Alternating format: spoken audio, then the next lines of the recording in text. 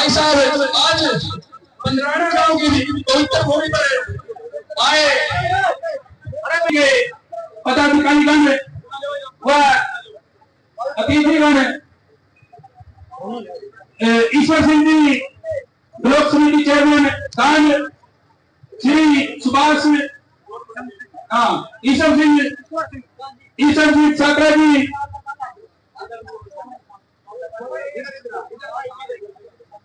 जितेंद्र ताया जिला पार्षद श्री जोनी मेला युवा जिला महामंत्री श्री अमित ताया जी मंडल महामंत्री श्री ईश्वर सिंह मंडलाध्यक्ष डीसी मोर्चा विनोद राणा जी सैयद श्रीमती दीदी मोहन जी जिला सचिव श्रीमती सरोज बालाजी मंडलाध्यक्ष महिला मोर्चा श्री सुरेंद्र कांगड़ा जी ब्लॉक से जिला महामंत्री श्री संजीव सरपंच जी रसीना श्री सुबह सिंह जी मंडल अध्यक्ष गांड श्री कृष्ण जी सरपंच जाजलपुर सेवा जी वरिष्ठ कार्यकर्ता राम सिंह सरपंच जांबा जी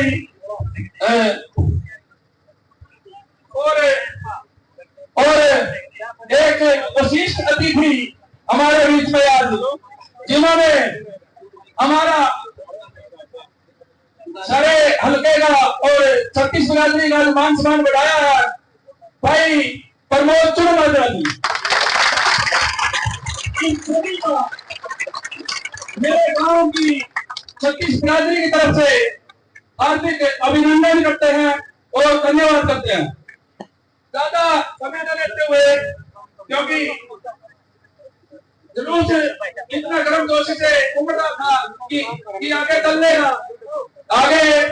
चलने का साहस ही नहीं हो रहा था कि इतना जोश इतना उमंग युवाओं ने भर दिया और सारे हल्के आज पंद्रह ही नहीं सारे हल्के ने तो अब पगड़ी समान होगा भाई सतपाल जी चंबा को पगड़ी बनाएंगे बनारसी दास भाई बनारसी कल्याण जी माई राम जी के भाई साहब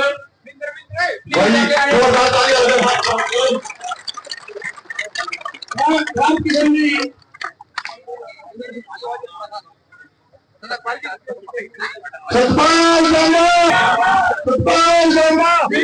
बहुत बहुत हार्दिक धन्यवाद करते हैं भाई का मान सम्मान बढ़ाने का काम किया। सभी को मेरा प्यार भरा राम राम। यहाँ आगे इतना प्यार और इतना मतलब सम्मान पाके दिल गदगद हो गया। मैं आप लोगों का दिल से आभारी हूँ जिन लोगों ने आज हमारे को इतना सम्मान दिया और आगे मैं उम्मीद करता हूँ भी ऐसा बना रहे और जैसे आप युवा जोश ने दिखाया ना गाँव ने जो युवा के बच्चों जोश दिखाया ऐसे ही जोश दिखाने का जरूरत है क्योंकि पुराने तो हमने सारे देख लिए ये नया जोश तो नए तरीके से काम करेगा। मैं ये कहना पूरा जोश के साथ सपोर्ट करो भाई का और भाई ना दुगनी वोटों से जिताया जाओ। धन्यवाद।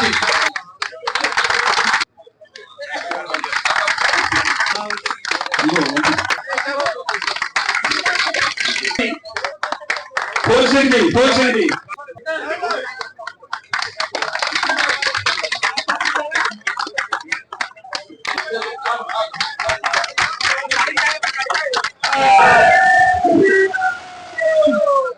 स्वामी आत्मानंद सरस्वती जी, श्री जसवंत सिंह जी एक्स सरपंच, सूरजपाल जी वाइस चेयरमैन ब्लॉक समिति गांड, राजकुमार जी, रमेश राणा जी, दलशेर जी, गुलाब सिंह नंबरदार जी, जयसराज जी, फतेह सिंह जी, राम कुमार जी जिला पार्षद, शीतल वाल्मीकि जी, नफे सिंह जी, जिले सिंह जी, पूर्ण सिंह जी, जसमेर प्राध्यापक, दिशा राम जी, विजय कुमार जी, चंद्रपाल बरागी जी, महेंद्र पुत्र कटारा जी, महेंद्र पुत्र रामचंद्र जी, सुरताराम जी, बनारसी दास जी, राकेश पंडित पंचोली, पंडित राजेश पुत्र ओम प्रकाश जी, श्री दशमेर पुत्र लाल सिंह जी, अमित पंडित जी, श्री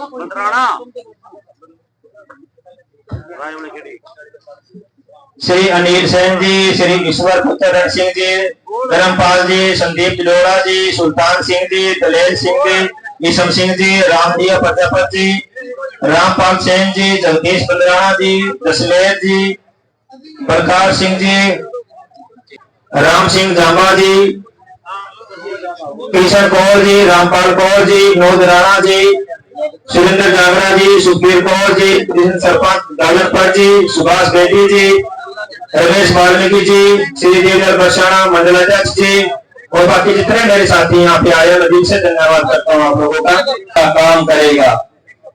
आप लोगों को पता है कि टोटल 18 उम्मीदवार है।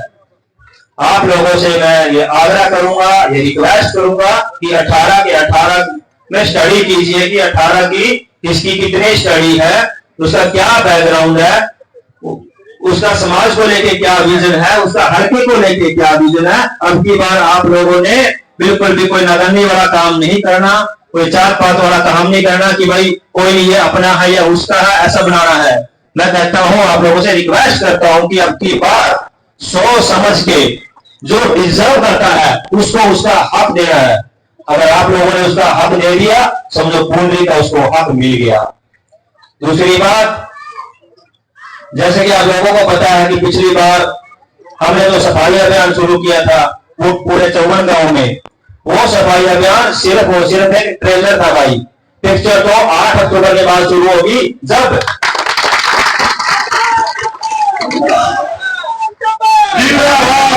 जब मेरे हल्के का एक एक गांव साफ स्वच्छ सुंदर बनेगा, तब ये मेरा मिशन पूरा होगा। अब भाई बात करते हैं विजन की। अगर आप सतपाल जांबा का विजन देखना है तो एक बार गांव जांबा जरूर देखें, क्योंकि मैंने वो गांव आप लोगों के लिए बनाया है ताकि आप देख सकें कि सतपाल जांबा का विजन क्या है। भाई मेरा एक ही मकसद है, मेरा एक ही जुनून है कि मेरा एक ही जुनून है कि भाई अपने कुंडली को डेवलप करना है तो डेवलप करना है, लेकिन डेवलप से पहले आप लोगों को सोच समझ के वोटिंग करनी है। जैसा कि आप लोगों को पता है कि आजकल राजनीति अपने चरम सीमा पे है, युवा से युवा जुड़ रहा है। कहते हैं जैसी संगत वैसी शोभा। आज 2 बदलाव हुए हैं, 2 चेंज हुए हैं राजनीति में। एक युवक के साथ, एक समाजसेवी के साथ दूसरा समाजसेवी आया है, मेरा प्रमोद भाई। और दूसरे का तो जिक्र ही करना भाई, क्योंकि हमें अपने से मतलब है, दूसरे से मतलब नहीं है। मुझे कुंडली से मतलब है, चाहे वो 1 हो जाए चाहे 1000 हो जाए, लेकिन अब की बार मेरे कुंडली का हक वो नहीं छीन सकते, क्योंकि हमने ठान लिया और मान लिया है कि अब की बार यहाँ से कमल खिलाना है तो खिलाना है। भाई आने वाली पीढ़ियों को अगर आप बेहतर भविष्य देना चाहते हैं, मैं ये नहीं कहता कि आप सतपाल जांबा को चुने। आप देखिए कि सबसे बेस्ट विजन हमारे हल्के के लिए किसका है, आप उसको चुने। अगर आपको लगता है कि भाई सतपाल जांबा आपकी कसौटी पे खरा उतरता है, तो भाई मेरा हक मुझे दो, क्योंकि ये मेरा हक नहीं, मेरे आने वाली पीढ़ियों का हक है भाई, ये उनको देना पड़ेगा। और मैं आप लोगों से वादा करके जाऊंगा, मेरा जीवन सिर्फ और सिर्फ देश सेवा के लिए है, अपने हल्के के लिए है।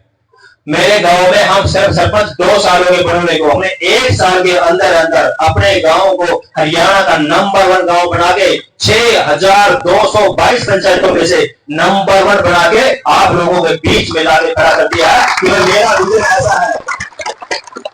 आप पूछिए, जब भी कोई वोट मांगने आता है तो आपका अधिकार है उसे पूछने का, भाई आप क्या करना चाहते हो, आपका क्या विजन है, आपने समाज को अब तक दिया क्या है जो आप आगे दोगे। कोई कह देगा भाई मैं आपका बेटा हूं, मैं आपका बाजी हूं, मैं ये करूंगा, मैं वो करूंगा, तो मतलब भाई क्या गारंटी है बन के करेगा कि नहीं करेगा। पहले काम देखिए भाई, और काम बोलता है।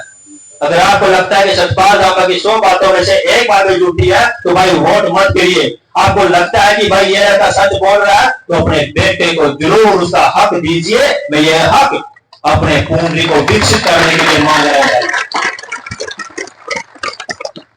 और भाई टेंशन नहीं लेनी, क्योंकि भाई आपका सच्ची नीयत आए हैं, और भाई पेट भर के राजनीति में आए हो, मैं पेट भरने नहीं आया, क्योंकि एक इंसान को एक रोटी, कपड़ा और मकान चाहिए, और भगवान ने राजनीति में आने से पहले वो सारा कुछ मुझे दे दिया है।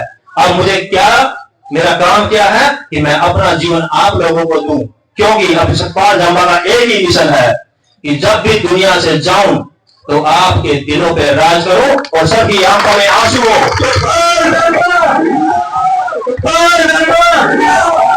और सबकी आपकी आंखों में आंसू हो कि यार बंदा बड़ा जबरदस्त है भाई, ठीक है ना। तो भाई यही बात मैंने कमाना है, जो दौलत भगवान ने देनी थी दे दी, तो जो ये दौलत मैंने कमानी है ये आप लोगों के हाथ में है भाई, आशीर्वाद दो। फिर देखो अपने बेटे को, भाई मैं यहां तक थमने वाला नहीं हूं, मैं बहुत आगे जाऊंगा कि मैंने मेहनत पे विश्वास है और मैं मेहनत करूंगा। आपको लगता है कि आपका बेटा इस चीज के लायक है, आपको भरोसा है कि हाँ ये आगे जा सकता है, तो भाई साथ दो और पूंडरी का हक उसको दिलाओ। आज तक हमने पूंडरी को लूटते देखा है पिछले 28 साल से। ऐसी कोई बड़ी अचीवमेंट यहाँ नहीं है जो हम कह सके कि मेरे पूंडरी ऐसा है। और भाई मेरा सपना, जो पूंडरी का सपना मैंने खुली आंखों से सपना देखा है, और बता दूं जो भी मैंने सपने देखे हैं आज तक परमात्मा ने सारे पूरे करे हैं, तो ये सपना भी पूरा होगा।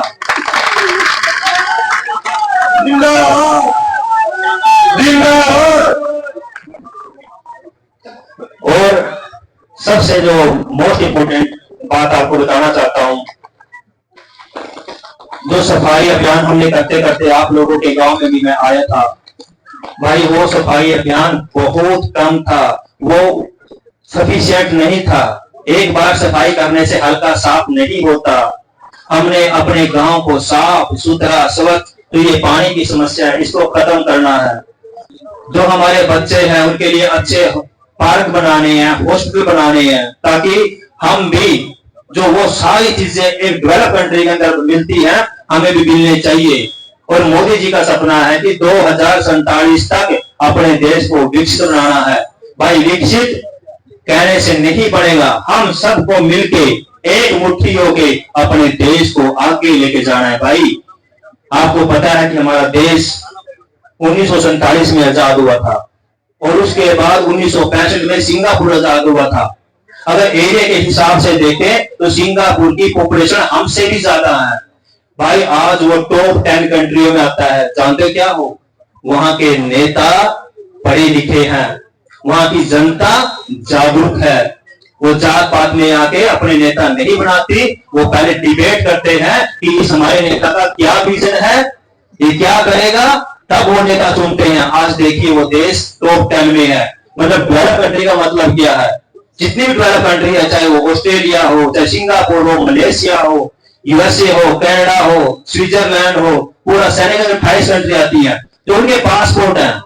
आपको जो सिंपल सी भाषा में समझाता हूं, डेवलपमेंट का मतलब क्या है, जो उनके पासपोर्ट है इन कंट्रियों के, अगर ये कंट्री के जितना सिटीजन है, अगर वो सिर्फ पासपोर्ट और टिकट और होटल बुकिंग दुनिया के किसी भी कंट्री में चले जाओ, उनके वीजा की जरूरत नहीं होती। और हमें जो हमारा पासपोर्ट जो रैंकिंग है वो 58 नंबर पे आती है, 58 नंबर पे। तो भाई हमारे देश को मिलके बहुत मेहनत करनी है, तभी हम डेवलप होंगे। और वो सारी सुविधाएं, चाहे उस हाई लेवल की एजुकेशन होगी है, अच्छा इंफ्रास्ट्रक्चर हो गया, वो तभी आएगा जब हम मिलके इस गंदी राजनीति में अच्छे अच्छे लोगों को आए। जैसे आज भाई प्रमोद ने पूरे जोश के साथ भारतीय जनता पार्टी ज्वाइन किया है और विश्वास दिलाया है कि भाई मैंने भी समाज सेवा की है और आगे भी आपके साथ मिलकर समाज सेवा करूंगा। मैं भाई का दिल से धन्यवाद करता हूँ। एक बार जोर ताली लगाओ। ऐसे ही मैं युवाओं से रिक्वेस्ट करूंगा कि वो राजनीति में आए। आप ये ना समझे कि भाई राजनीति दलदल होती है। भाई जब तक हम राजनीति में नहीं आएंगे, सोच नहीं बदलेंगे, तो हमें हक भी नहीं है कहने का कि राजनीति दलदल है। जो मेरे पढ़े लिखे युवा हो वो भी आगे बढ़े, राजनीति में आए। मोदी जी का मिशन है कि भाई मैंने भी 1 लाख ऐसे युवाओं को लेके आना है जिसका बैकग्राउंड कोई राजनीति से बैकग्राउंड नहीं होता, जिसका कोई मतलब नहीं है। और उसमें से भाई एक सतपाल जांबा भी है। 8 महीने पहले मैं राजनीति में आया और मोदी जी ने मुझे कमल का फूल आप लोगों के बीच दे के भेज दिया। सोचिए दुनिया की कितनी बड़ी पार्टी है। भारतीय जनता पार्टी दुनिया की सबसे बड़ी पार्टी है और भाई ऐसी पार्टी है जिसपे मुझे प्राउड है, क्योंकि मेरी पार्टी की वजह से हमारे देश का मान सम्मान दुनिया में बढ़ा है। हमारे देश की जीडीपी 11 नंबर से 5 नंबर पे आ चुकी है और मोदी जी दिन रात लगे हुए हैं सिर्फ ये कि हमारी जीडीपी टॉप 3 में आई। और भाई जीडीपी का क्या मतलब है ये भी समझ लो। जितना भी हमारा ये पैसा फ्लो होता है, सर्कुलेट होता है, अगर आप 10 साल पहले या 20 साल पहले जाए तो 100 रुपए की और 500 रुपए की बड़ी कीमत होती थी। आज अगर हम बोले कि 10,000 लेके आने तो 10,000 हम मिनटों में ले जाते, 10,000 आ गया। तो पैसे का फ्लो बहुत बढ़ रहा है, डिजिटल इंडिया हो रहा है। डिजिटल इंडिया का मतलब होता है कि आने वाले टाइम में करप्शन कम होगा। जब सारा पैसा एक डिजिटल एक बैंक में चला जाएगा, आप क्यूआर कोड से यूपीआई से स्कैन करोगे तो रिश्वत घटेगी। एक देश है स्वीडन, मैं स्वीडन में गया तो मुझे जब भूख लगी, तो मैं वेजिटेरियन हूँ, जब मैंने वहां पे खाना मांगा देखा कि पूरा स्कैन जहां पे लगा हुआ था उसमें स्कैन तो पढ़ सकते थे लेकिन पैसे का कोई काउंटर नहीं था कि पैसा देना कहां पे है। जब मैंने पता करा भाई मेरे पास तो कैश है, मैं तो बुला के लाया हूँ एयरपोर्ट से, बोले जी यहाँ पे 95% पैसा डिजिटल हो चुका है। फिर वो पैसा कैसे करना है, बोला सर आप यहाँ से क्लिक कीजिए, करते करते लास्ट में आपके पास ऑप्शन आएगी कि आप क्यूआर कोड से स्कैन कीजिए। और इनका इतना जबरदस्त था कि सिर्फ अपना क्रेडिट कार्ड लिया और ऐसे रखा और पैसे आ गए और काउंटर पे आ गया कि आपका वो काउंटर है। तो ऐसे जब ट्रांसपेरेंसी आएगी तो हमारा देश आगे बढ़ेगा। उसके बाद मैंने टैक्सी पकड़ी, मैं एयरपोर्ट गया तो देखा टैक्सी में भी कैश नहीं था। बोले जी कैश अलाउड नहीं, हम कैश नहीं लेते।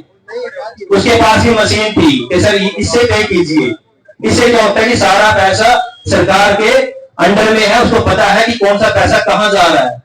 जो ये रिश्वत का जो ये गंदा खेल खेला जा रहा है ये कैश की वजह से जा रहा है। जिससे धीरे धीरे कैश खत्म हो गया, सारा पैसा डिजिटल हो गया, तो उसके बाद हमारे देश से करप्शन कम होगा। मैं आप लोगों से आग्रह करूंगा कि ज्यादा से ज्यादा पैसा डिजिटल से ट्रांसफर करें, ताकि हम अगर आपने करना शुरू कर दिया मतलब हमने करप्शन पे वार कर दिया। और जिस तरह हमारे देश से करप्शन कम हो गया, हमारे देश को कोई माइकल लाल नहीं रोक सकता डेवलप होने से। और आप लोगों को पता है कि भारतीय जनता पार्टी हरियाणा में पिछले 10 सालों में गरीबों को उनका कितना हक दिया। गरीब से गरीब बच्चों को नौकरियां मिली। और देखिए कांग्रेस राज में क्या हुआ था। कांग्रेस राज में जिसकी जेब में पैसा उसी की नौकरी होती थी। अगर मैं झूठ बोल रहा हूं बता दो मेरे को। और आज जब मैं जाता हूं गांव गांव में, लोग ऐसे चोरे बोलते भाई साहब हम बीजेपी के हैं। मैं बोला भाई साहब क्या पैसा, मेरे 2 बच्चे लग रहे, मेरा 1 बच्चा लग रहा, भाई साहब मैंने 1 पैसा नहीं दिया। इस बात पे ताली हो गई बीजेपी के लिए। भाई हमें क्या चाहिए भाई, हमारे बच्चे पढ़े लिखे जो डिजर्व हो उसको जॉब मिले, और इससे बैठकर क्या चाहिए हमें। हमारे पार्टी में जो बड़े बड़े नेता हैं जिसके पास कई एमएलए हैं, उसके पीछे चौधरी आदमी बहुत कम हो गए हैं। पहले कांग्रेस राज में चौधरी ज्यादा होते थे, बोले थे भाई यू इसका चौधरी है इसकी चालने की, और भाई वो अपने बंदे लगा देगा। पहले भाई सिस्टम हुआ था कि भाई 100 इसको मिल गए, इस एमएलए को 100 उस एमएलए को मिल गए, भाई ये लगवाएगा। अब देखिए भाई बच्चा पढ़ो, ऑनलाइन अप्लाई करो, घर बैठे हुए उसका आ जाएगा भी आपका काम हो गया, फिर जॉब लग गई। तो भाई और क्या चाहिए, लाइट 24 घंटे। तो भाई कितना सिस्टम बदल गया। आप चाहोगे ये सारा सिस्टम दोबारा फिर खराब हो। तो भाई बड़ी सोच समझ के आप लोगों ने वोट करनी है। मैंने बड़ी सोच समझ के मैंने भी पार्टी ज्वाइन की है कि भाई ऐसी पार्टी है जिससे मेरा देश आगे बढ़ रहा है, तो हमने बड़ी समझदारी दिखानी है। आप चाहोगे कि आपका विधायक साहब नहीं पास बने। अगर आप सोच भी ले बढ़ भी गया तो भाई हमारे अधिकार वोट मांगेगा जाके विधानसभा में, क्या कहेगा, क्या जाके बोलेगा। तो भाई जो पढ़ ही नहीं सकता तो हमारे अधिकार के लिए क्या लड़ेगा, हमारे बच्चों के लिए कौन लड़ेगा। भाई मुझे 7 लैंग्वेज आती है, ठीक है, दुनिया में जो मौत है।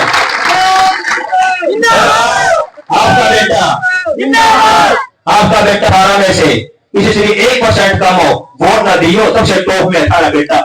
नोट कर लो, देख लीजिए, चेक कर लियो भाई। अरे खाते खाते आया, मेरा तो एक छोरा 6 साल का, और भगवान की जैसे बिजनेस भी सारे चंडीगढ़ में सारा कुछ सेट है। और जब बचपन में था ना भाई, यहाँ से मैंने 12 साल में ऐसी चलाई, पाड़े भी काटे, ग्लैंड भी कसी, ठीक है, जो डीम भी लाई, कंपेस्टर भी लाई, जीरी भी लाई, जो भी काटी, जो भी काटे, सारे काम करता है भाई। समझ लियो भाई चंडीगढ़ था, कोई अवज्ञा था, अभी तो भाई शहरी छोरा बन गया भाई। आज भी गांव हर समस्या को पता है कि कितनी बारीकी से हमारे बीच में समस्या है। वो समस्या को देख के ये अपने गांव में आया और अपने गांव को हरियाणा का नंबर 1 गांव बना के आप लोगों को बीच में खड़ा हो। और भाई मैं दोहरे नहीं रहा हूँ भाई, मैं सिर्फ दोहरे नहीं निकालता, उस गांव में देखता हूँ कि यहाँ पे कितना बड़ा गंदा तालाब है, जोड़ पर है भाई। ये नोड़ा गंद है, ये बीमारियों का अड्डा है, इसमें इतना गंद है, इतनी बीमारी है, और जो हमें और हमारे बच्चों को सेध रही है भाई। पहले जमाने में लोग हेल्दी होते थे क्योंकि ऐसा गंद नहीं होता था यहाँ गांव में। पहले कुएं होते थे, पानी से भी इतना होता था कि जितना यूज कर ले। और आज देखिए पानी को कितना वेस्ट करते हैं। जो पानी हमारी लाइफ लाइन है वही पानी हमें बीमार भी करती है, क्योंकि हम जागरूक ही नहीं भाई। हम सिर्फ मतलब अपने से है, लोग तो इतने जैसी है कि भाई टूटी खोली कर छोड़ देंगे कि आगे पानी जाना चाहिए अगले का, मन अपने से मतलब है भाई। जो अपने दिमाग में इतना गंद भरा है इसको भी निकालना पड़ेगा। अगर नंबर 1 पे आना है तो भाई हमने अपनी सोच ही बदलनी होगी। अगर आपको लगता है कि बस सतपाल झूठ बोल रहा है, गलत बोल रहे हैं भाई किसी के दिल को अगर ठेस पहुंची होगी तो भाई आज हो गया माफी मांगूंगा, लेकिन सच्चाई भी यही है। हमें बदलना होगा भाई। आप लोग बदलोगे, हल्का बदलेगा। अगर बेस्ट से बेस्ट कैंडिडेट लाओगे तो बेस्ट से बेस्ट हल्का बनेगा। तो भाई आज से ये इलेक्शन सतपाल जंबा का नहीं है, ये पूरी हल्के का इलेक्शन है। और हम सबको एक होके अब की बार पूंजी का अधिकार उसको दिलाना है जो ये प्रथा पिछले 28 साल से आजाद बनाते आ रहे हैं, उसको तोड़ना है भाई।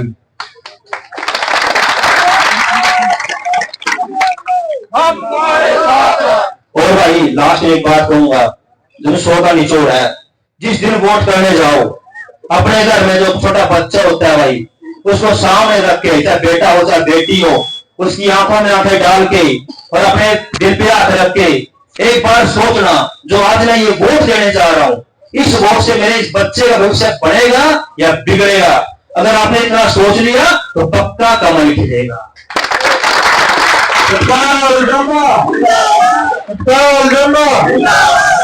और भाई घर में भी बहुत मेरी स्पीच सुनी, मैं दिल से धन्यवाद करता हूं।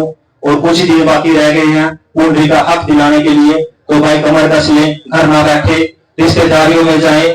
और भाई जितने भी कोई रूठे हुए हैं या समझ नहीं पा रहे कि भाई भारतीय जनता पार्टी क्या है, उनको समझाएं, ठीक है ना। और भाई अंत में एक नारा दूंगा, जोर से बोलिएगा, भारत माता की। धन्यवाद भाई, धन्यवाद। सर कहते हैं ना, जैसी संगत वैसी शोभा। हमारे साथ युवा जुड़े, समाज सेवी जुड़े, और आज एक समर्थन वहां भी गया है। तो जैसे उनकी सोच है सर, जैसी संगत वैसी शोभा। अब देखिए उनकी तरफ आज किसने समर्थन दिया। ये सर ये युवा सोच है, और अब की बार युवाओं ने मन बना लिया कि अपने हक दिलाएंगे। सतपाल जंबा का जिस गर्मजोशी के साथ स्वागत हो रहा है, उतने ही लोग आपकी अपेक्षा भी रख पा रहे हैं। जी सर, और सर मैं जो मेरा मिशन है, जुनून है, इसलिए हमारी काम करेंगे। सतपाल जंबा चुनाव जीतने के बाद सबसे पहली प्राथमिकता क्या रहेगी? शिक्षा, सबसे पहले मेरा शिक्षा पे सर, जो एक पानी की समस्या बहुत बड़ी समस्या है हमारे हल्के में, उसको दूर करेंगे। सतपाल जंबा ने जो सफाई अभियान छेड़ा हुआ था, क्या वो लगातार जारी रहेगा? सर जो सफाई अभियान चल रहा है वो एक प्रेशर है, शुरू हो गया 8 तारीख।